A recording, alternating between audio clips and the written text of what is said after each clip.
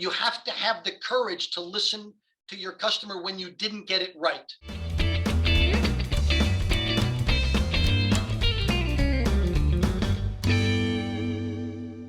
Hi, I'm Bill Sheng, your host of Meet Entrepreneurs, where I will take you to meet some incredible entrepreneurs to hear them tell their own stories. Our guest today is Jeffrey Chesky, founder, chairman, and CEO of Insuritas, which build, deploy, and operate private-labeled insurance agencies within financial institutions, empowering them to offer their consumers a frictionless and transparent shopping experience in buying insurance. Good morning, Jeff. Good morning, Bill. How are you? I'm good. How are you? I'm very well, thank you. Welcome to our show. Delighted to be here, and congratulations on starting this. Thank you so much. Jeff, I saw your company, Insuritas, was recently recognized by FinTech Global as an InsurTech 100 global company. What a great achievement, accomplishment. Congratulations. Well, thank you very much. And as you know, when you start small companies, your success is always tied back to your team. So my team did an extraordinary job, great work, and we're very, very proud as a company to have achieved that acknowledgement. I'm very proud of your achievement too. And you talking about the team. I agree with you. But leader, you as a leader of this company certainly played a critical role in the process. So I have to, take this opportunity to congratulate you as a leader at Insuritas. Well, that's very nice of you to say. And leadership matters. But one of the biggest challenges for entrepreneurs is building out a team of executives that can execute on your vision. Absolutely. Can embrace your enthusiasm and your energy, your mission, and put it into effect. And we've been very, very fortunate that way. That's absolutely right. Jeff, you are the founder of Insuritas, and I know you founded another company earlier on. So what made you decide to be an entrepreneur? Well, I always loved watching young people build companies and control their destiny. Mm-hmm. I grew up in a very poor family where me mom too. and dad, Me where too. my mom and dad would go to work and work 8 hours a day in a shift in a factory. And I always thought it would be wonderful someday to own my own business. Now, when I got out of college, I was fortunate. I spent about 15 years in politics and government, and then got into banking and had a wonderful career there. But it was in 1998 when some of the laws changed in the United States about banking and insurance. Right. I started not being able to sleep at night, seeing an opportunity in my mind. So I went to my wife and said, I'm quitting my job. I'm going to try and build a company. And she said, you're crazy, but I love you, so good luck. And that's how it all began. Great, great. I had a similar experience. I informed my decision to my parents, and they were very disappointed. They were upset. How could you leave a secure job? So I had a similar experience like yours. That's exactly right. Well, I was fortunate. My wife was a practicing attorney, and we knew we could pay the bills at the house while I launched this new company. But as you know, for young entrepreneurs, one of the critical areas to pay attention to is to make sure that you've got enough capital to be able to see your vision up and get it out the door. Mm-hmm. So I was fortunate to be able to raise a little bit of seed capital and have a partner that was very familiar with what I envisioned. And together we had the resources so that I could focus on just executing the business and not worrying about a paycheck very quickly in the early days. Jeff, great. Talking about capital raising, many startup founders are looking to do the same thing. You once successfully executed a Series A capital raise of like $10 million for your company.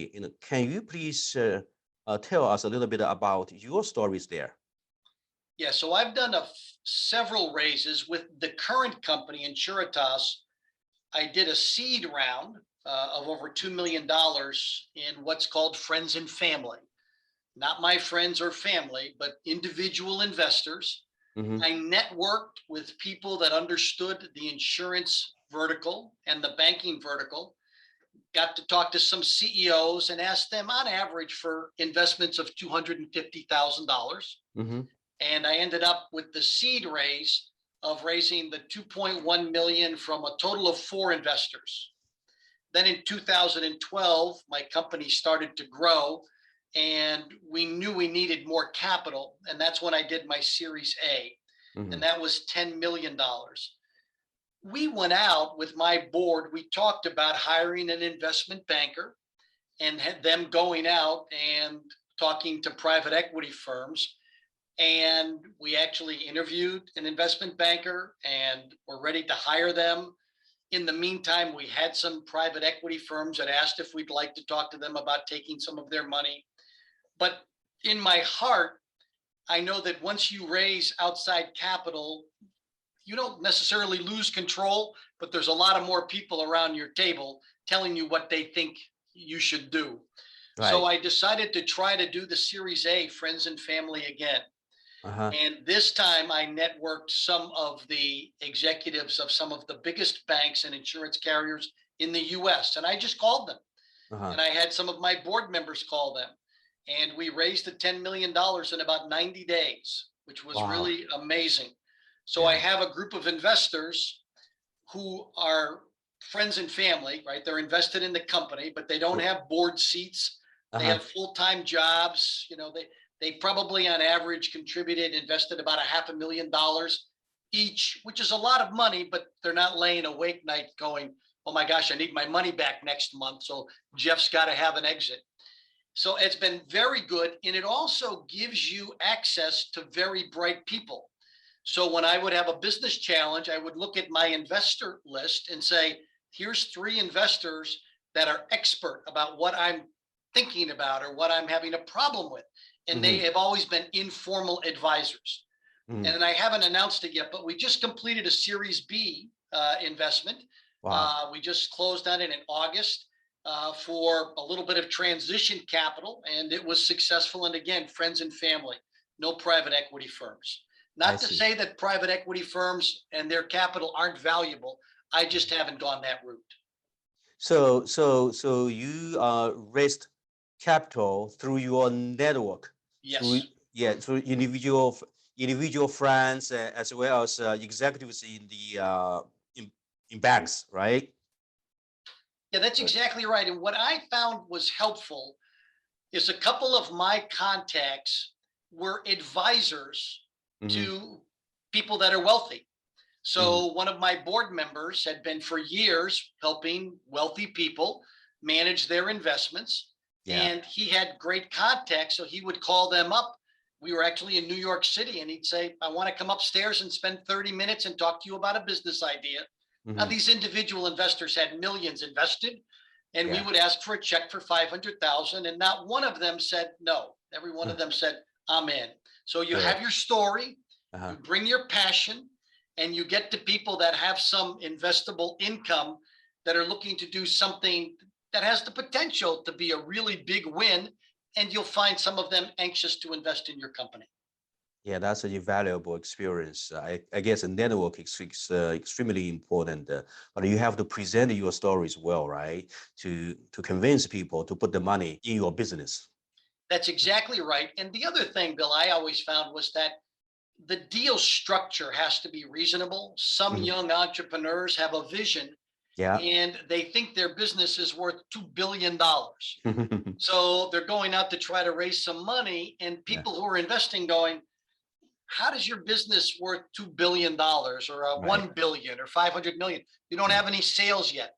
So I always found that being reasonable, having advisors that allow you to make your pitch, build your pitch, but it's defensible.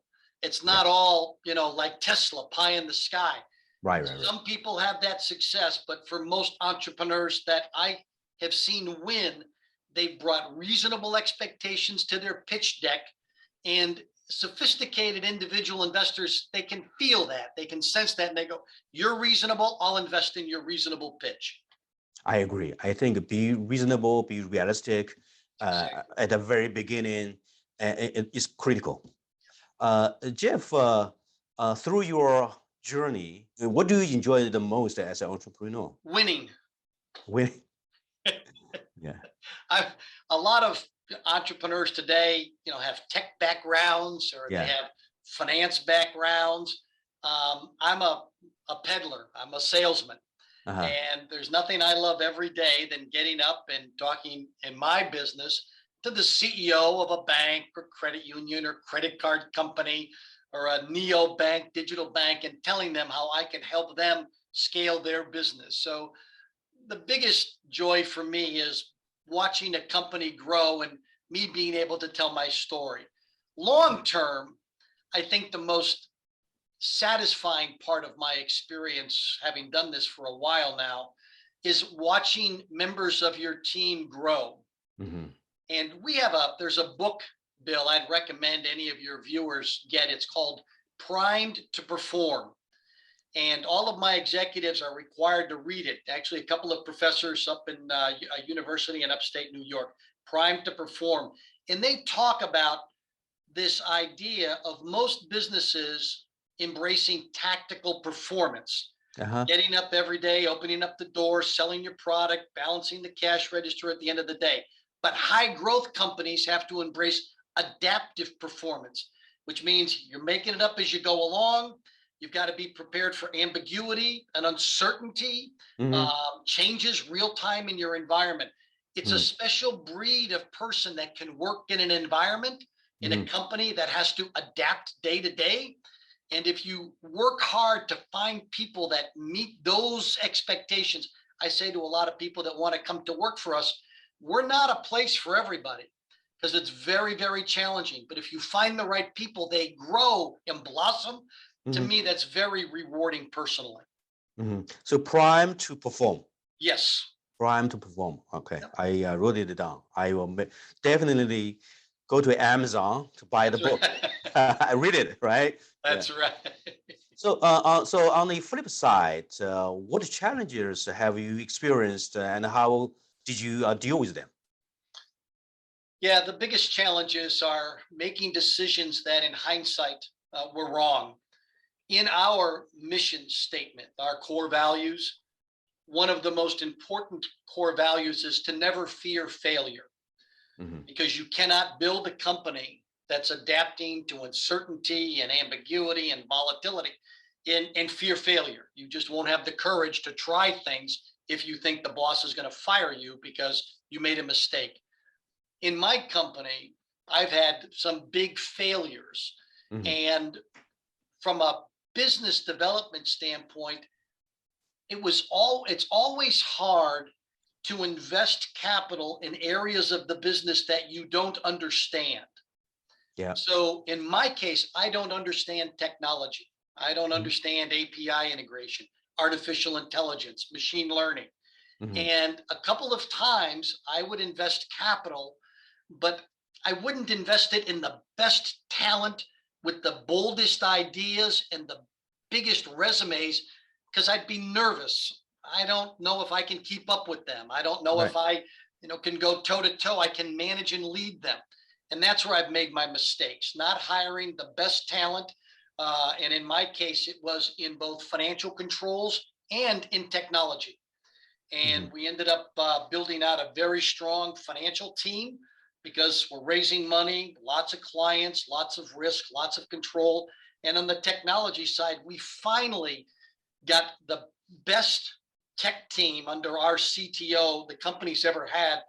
He started over a year ago now, and our growth is like that recognition as a top 100 insured tech is all due to his team. And I looked at teams like his, but I was always nervous about bringing them on And I look back now and say, you've got to have the courage to hire people that are smarter than you, that know more than you, and let them run. Yeah, so allow people to fail, right? And have the encourage to fail and learn from your failures, right? Most important lesson we remind ourselves every day.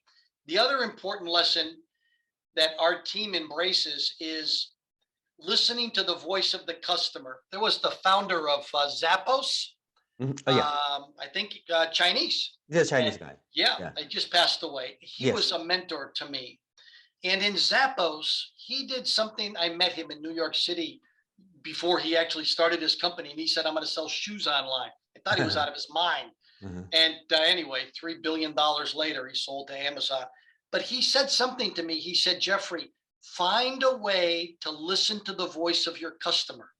And I said, how do you do that? He said something that I never forgot. He said, we send out a survey to every customer that we touch. Not a big deal. Everybody does market research and customer surveys. The problem, he said, is nobody ever knows what the survey results were other than the board.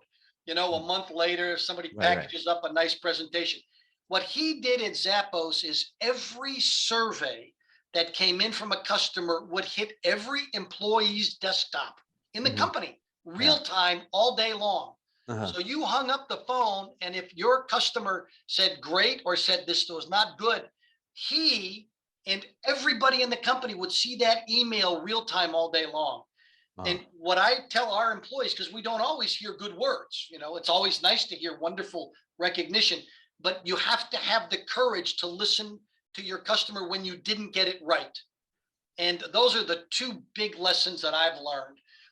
Having the courage to listen to the voice of the customer real time, your entire team. Trust that all of them won't get embarrassed or, they won't shy away. I don't like the fact that my customers' words are shared with everybody in the company. In our culture, we all embrace the idea of listening to the words of all of our customers all the time, real time. It's the only way we'll get better. Yeah, great. That's a great approach. To listen to your customers. So positive reviews and negative reviews. Both are important to us as an entrepreneur, right? Especially the negative reviews. That's where you learn. And it's so easy to have data and reporting telling you that everything is working just fine. Yeah. And then when a customer says, I was on the phone waiting 25 minutes for someone to pick it up, that's not a good outcome. I And agree. there's that old rule where if you have one customer complaint that you hear that they wrote down the complaint, there's probably 9 other customers that had a complaint, just didn't bother to tell you. So it's very, very important to see those failures real time. Figure out, we do 2 things. Number 1, we have a team, they immediately execute on customer recovery. So customers will be shocked when my team calls up and said, well, yeah, I wasn't happy, but I'm shocked someone read my complaint and actually reached out to help me. So customer recovery is job 1, and then the forensics is job 2, which is what happened. Was it a fail with the employee? Was it a fail with the system and technology? Or in some cases, some customers, you just can't make them happy. And in our business with insurance, it's like banking. You love your customers, but you don't make loans to everybody because some people don't know how to pay a loan back. Yeah. And they're not happy when you turn them down. But that's your business. And that's what we remind ourselves of every day. Sometimes we don't want to insure a customer. They may say they're not happy, and we agree. I understand, but not our problem. You don't know how to drive a car safely, so I'm not going to find a carrier to insure you. Yeah. So listen to customers' feedbacks and take action right away. Address these their negative comments and to improve. I think that's very, very important, right? Bill, we refer to it here as bleeding blue. Blue's our corporate color. And that's our call to action. Every employee in our company will never fear failure, and they will bleed blue on behalf of our customers. And when you have that customer advocacy and commitment to wowing your customer, which is what the Zappos guy wrote, how do you wow then you got a good chance of making your company work. If you don't listen to the voice of the customer, you fear failure, your employees are locked up. it's going to be harder to make a go of it. I agree. I agree. Any other advice to other entrepreneurs? Number one, make sure you stay healthy, because the stress of being an entrepreneur can be overwhelming. Uh-huh. And over the years, as you mentioned, I've started and sold a couple of companies. Even at 67, I was in the gym for an hour this morning, just paying attention to my physical health, because that helps with your mental health. The stresses can be enormous. And I've seen young entrepreneurs who've not been prepared physically, get good sleep, good nutrition, good exercise. Your company depends on you being in your best form. And it's not just the money that's going to help the business grow. It's you, your vision, your mission, your communication skills, your leadership skills. Pay Yes. attention to your own physical well-being, your mental health, and that will go a long way. Thank you. Thank you, Jeff. Thank you once again for coming to our show. All the best. Bill, thank you as always, and best of luck. Bye-bye. Thank you, everyone, for tuning in to this episode of Meet Entrepreneurs. This program is brought to you by ENTRISE, a unique online platform for global entrepreneurs to connect and conduct business together.